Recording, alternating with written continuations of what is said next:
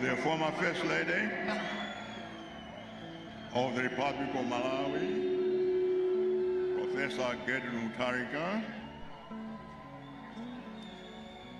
Honorable George Abonda MP, Leader of Opposition, Commander MP Wadirino, Ulemwanu, Manso Ulemwa, I can't read this. It's dark. Adembande na again, Ulemu, a chairman, Mulhako Alhomwe, Umanso Nikometianu Ulemwanu, members onse, ADBP, Masukolo onse, ADBP amene muli pano Ulemwanu, Ulemu kwa alendo athu amene ali pano, Honorable Enoki, Leader of our Ford, Honorable Aisha Mambo, representing UDF, Honorable Newton Kamala, representing UTF, Ulemwanu, Manso, Ulemkwa, Paramount Chief, Kaduya, Demafumon, Semunipano, Ulemwanu, Manso, Ulemkwa, On Sampingo Mulipano, Manso Mafumon, Semunipano, Amainda Bambo,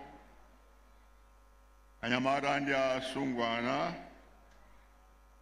Molinonse, Moseliwa, Miano Noseliwa.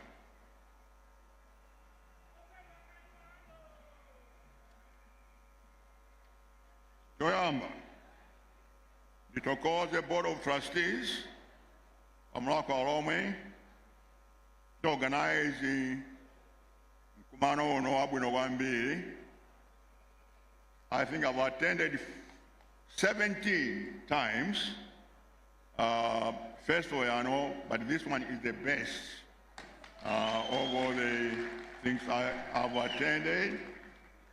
In terms, the first time I attended in 2007, like I attend every year, but this is certainly the best.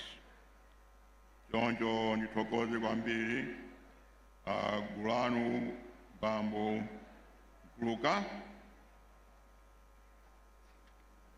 Mulhako Alhomwe was organized in 2007, so on the 15 years. Abing Mutharika, Zwamukai Mutendere, and I the patron for the first 5 years.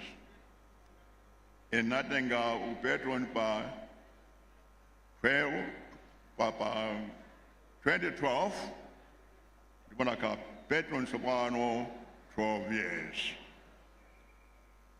So thank the people.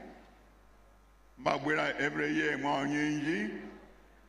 to command the chairs, the Ziwane, the Kudi Zikomokambiri, Mupitre Zimenezo, Omanso Nitokoze, Makamaka, my former chairpersons, Gambira Dodalupenga, Honorable Mananveka, Lete Mangulama, Elvis Jotori, Professor Seani, Don Sami Masogolera Japan, Masogolera Bungorino for the last 15 years. Congratulations. Comanso, Isaiwale, Alemu Ngongoiwa, Aminanari was over Paramount Chief, Anatanza Kwambiri. He was responsible for building our organization, Kwambiri. So I was once very Kwambiri. agongwa nasa ngakukhala Paramount Chief. Actually, in Taramboma, and I group great headman. We knock with the class sub TA, CRTA, Baka Paramount Chief. Then talk with the class CRTA, and I put a San Gabaris. At Marume, the Matanga at Marume, Fanzako and Kusan Gabaris, that Jamu, Dumagambi, where, and I brought Puja, Impasos away. Gamba and Abu and Lily Jail, with him has remained a pass a first lady, without the can roofer, Papigian to Kapuja Capoeira, by 90% Tungo. Tungo, Matan Tungo, and Tungo, which Roman Tungo is the best weapon. With him, what I may only to long with the cheek joint. So he gave me that. That's my kids. My kids are many more. Mama Toga and the tea. Yeah, I put it. I could talk about one bit. But my son, I'll see it. Komene sinifuna Paramount Chief ya dada chwachani atia Paramount Chief ndio kuta kwambi ine sindu ufuna ya koma mkalani sanka ine sizakana ai. So that was our lady Congoiwa, a very intelligent man. The man got the library, I must also say that guy that you all made was in that day. Very, very bright man.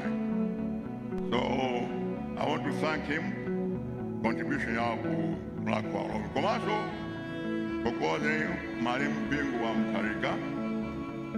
Chonde Mene, Kumana to New York, September 1982.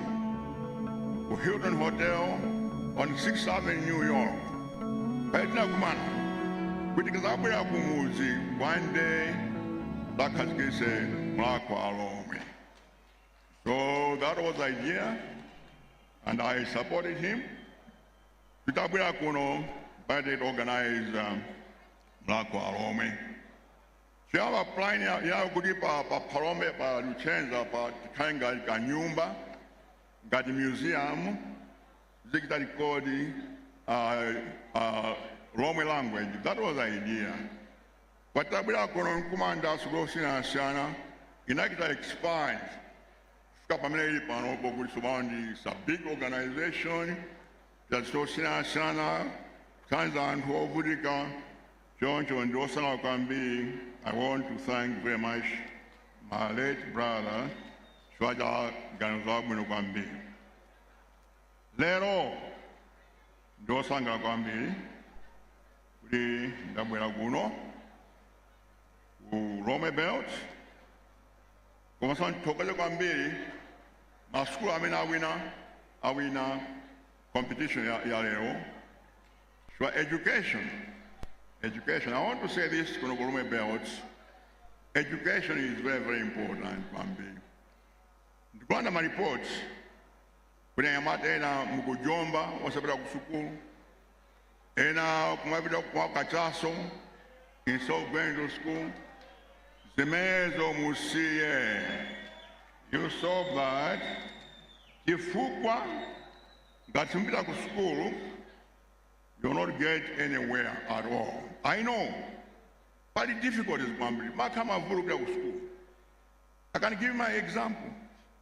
In Tamai that Sunday tour up at Jingoria, Nabwera Gujisoka, Ogisoka Kunaibe standard is 3. Don't you like in row about Luchenza Primary School, Panamanjas. I was 11 years old. The Mayenda, 15 kilometers each way, every day. 15 kilometers, total 30. Pansi Kubilagu School. Was not Chonde for 2 years, not even 1 day, even not Chonde. So there is no excuse. Taina Napazam Single, Unai Miles, old Summer Kambi Jonjo, In a window open in Agua, Mazanitenga in 50 meters, I would have been gone. Grapita. Kwa mama ipanani mali pa mine pa. So I got hold of Mauja, and that's how I was saved. And that's how I was saved. But I did that. I did that. Ntamaiza kuje, ntamaiza kunamanjas, napita kuntamanyama. Just a mission. 50 kilometers away. I was 13 there. The manya bokos, surike sakine ya bokos itu. Ina inga tuje ni coffin yamataba. I would carry that time of my bus. I would walk, but 50 kilometers to boarding through Namanjas. Just a mission. I did that for 2 years. I remember one day, Dugobera, school gata, 4 o'clock, I could get out of the dormitories, 4 o'clock, but choke announced. And I walked my suitcase, 4 o'clock, kufika Baujini Payapa number 1, about 7 o'clock. Kupitia pa Mebo, kufika pa Shabi Paja, 9 or 10 at night, alone, tie my suitcase. They somehow, Nangwanangati, Sisanga, no, there's something wrong. Nyakwanga na mboyo chonde. No, je. Sinto chikuni sata. Yendo kuima, Johnson kuima. Inakwenda. For about 3 kilometers, akundi sata. Pakufika pa ya miseo 4, paja nseo to ya kumonekela kuta kwa ngongoro wa pamine paja. I looked up, the animal was gone. Do you know what it was? Ana Nyarugwe. Mazwa Nyarugwe. It was a leopard following me. Those days was very, very common. Following me. I'm trying to tell you, but it wasn't easy for me to get an education. Mavuta mina mukuma now, small things that nothing compared to what I went through. And I managed. Malika Sukuru, Bila Kunja, Kumanga, and America, until I became a professor. John, I want to tell you, boys, I want to tell you, there is nothing except hard work. One day, when I was about 21 years old, Nairobi, then Zangawina introduced by Jomo Kenyatta. I never met him before.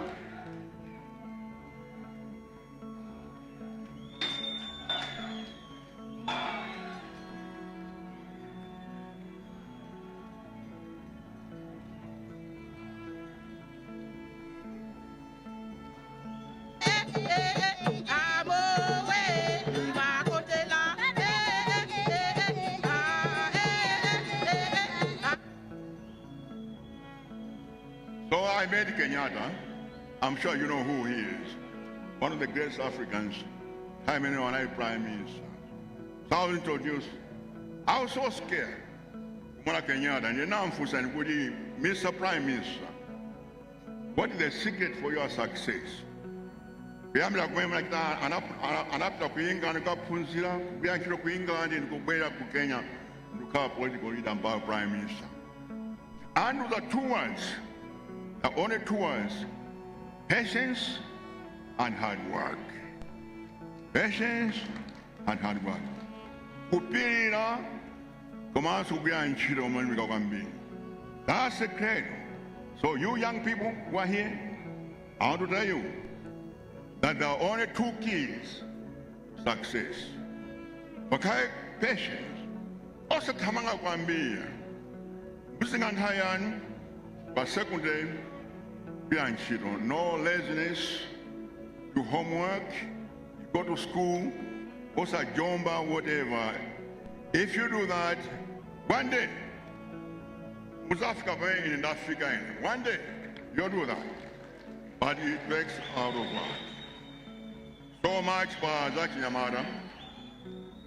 Komanso Namafumu. Tokoze Mafumu Aguno Kulome Belt. Ukran Shabu Gambi. Ova Dalabut Panamafumena. Abe Sagran Shozabwe. Kaena, afro kwezedwa, kaena afro kumangirwa nyumba, afro kulanda magari moto kandalama.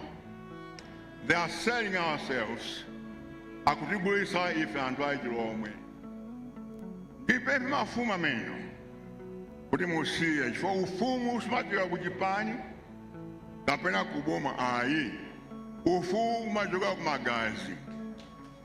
It's from your people. That's what comes.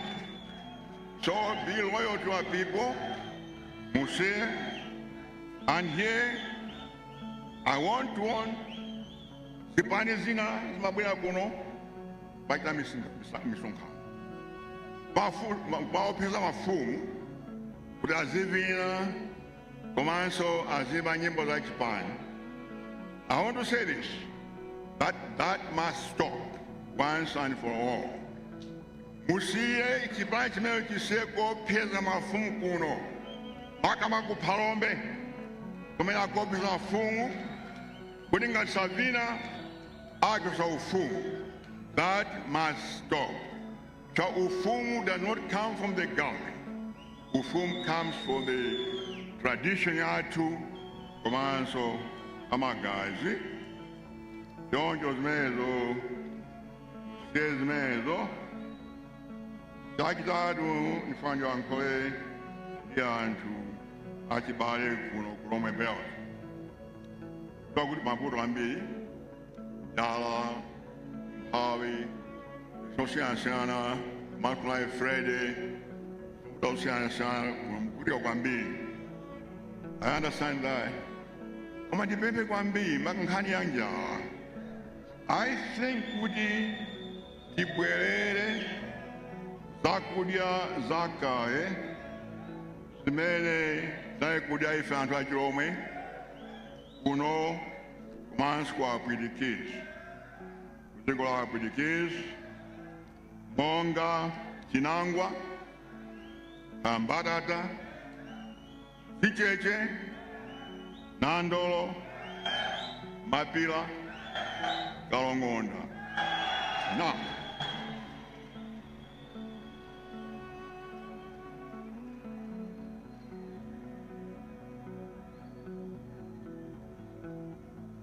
these crops are drought resistant.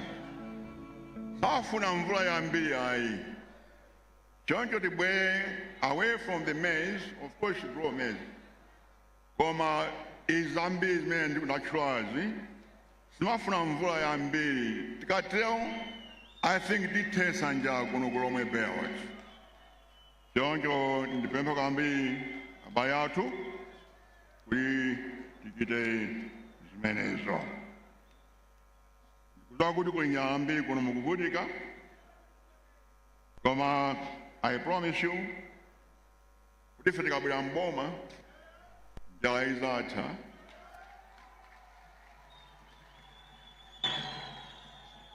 We did that in 2014, 2019. Palibe munthu mmodzi amene atalafe ndi njala. I know some so-called analysts they're going to say in Sankure ndaye pano pa this function. That's completely nonsense. I'm going to use any platform I can find to talk about the problems of this country. Choncho zimenezo tizatha koma kuti tichite zimenezo nkofunika monga nya chairperson tonse tilembese komanso zavote next year kuti dziko likhale mchimake kuti ufulu ubwere kuno ku Malawi komanso kuopseza kwa kupsingidwa kuthe. For that to happen after kuti anthu onse mudachite vote mtereksa konse muvote za unyinji. Pankhani ina anduza mafumu funaisako nakumana mafumu ena haya zipha suicide. It's very common now kuno ku Alhomwe belt. Young people, boys, find people killing themselves. I know by mavuto. Manukupempa antu kwambiri. Komanso mafumu kapuzisa mpingo mwalangiza anthu amenewa aine mavuto kuti asiye bila commit suicide. I think it's a very, very terrible thing anthu ambiri akuzipa kaja mavuto amene akupeza. Let's try to avoid that. Tathandiza about amene akuvutika kuti asatenge moyo wawo. Tamvuna zimenezo, Dabwino. China. Men for kuyankhula ndi kudalira anthu achikulire the edale. Sakuti kuno ku Alhomwe belt. Kama the whole Malawi. Anthu achikulire akuzunzira kwambiri. I want to beg you anthu achinyamata kuti kukula si Mulanje ayi. Komanso kukula si ufiti ayi. But any one of you, if you are lucky, that mwini mwai sikuina zakhanso achikulire. Achikulire Bamendoni andi ena kumakajaso osiyana kabrasi bafika kumene kwayi koma kwande muzafika kumene so tulemekeze makolo athu anthu achikulire and not only Alhomwe belt, the whole country. I remember an incident in Zimba where that lady was forced to dig a grave and Zimaya is about 70 anamponya mzene mjachoncho akula feet. But why? Just because she's 70, they are feet. Menezo, DCS Menezo. That's when Togozo, for example, being Mutharika, at the present, I like to create a Silver Grey Foundation. Bible says, like turn to over 60. Panamanga nyumba, one, plantain, Puneno, Masukunzi, 3 houses, Tanza and Twachkwe, Chonde Tulemekeze, Komanso Teteze, and to articulate. Namaramezo, Komanso, Kaja Yatu, Yakilometi Teteze, so Mafumu, the Antosia Sana, Articulate, Madosia Sana, Mukanga the guardians, their culture. Use the culture to develop this country. For example, culture would be a signal of school. That must change. This is amazing. School. Let all the girls go to school, period. Komanso, child labor, Wisanchido, and Angono. No, this is amazing. Alhomwe belt, Komanso, the whole country. Mezolite, slave labor, Komanso, Timati, Ujenija, Watenga Ansu, Papilama Siana, but human trafficking, I'm at human trafficking. You see human trafficking, I know. Kuno, it's very common. Watenga Ana, Mozambique, and that kind of thing. I know that. I have the evidence. They pay my fumu, that's what I want to say. I've no Alhomwe belts. But the cards are many, human traffic, then Ghana, Angono, but they are Madamina Grabin Shito. That must stop once for all. Oh, the Pempes, now, I share money. And Clark was runs up Alhomwe. I know the real Alhomwe people suffer. Lanchito, open our business, Dosia Sana, there's a reflection one million. When we are suffering. Oh, I can promise. One day, I would one day, come back. The people will come back next year. And what I mean, I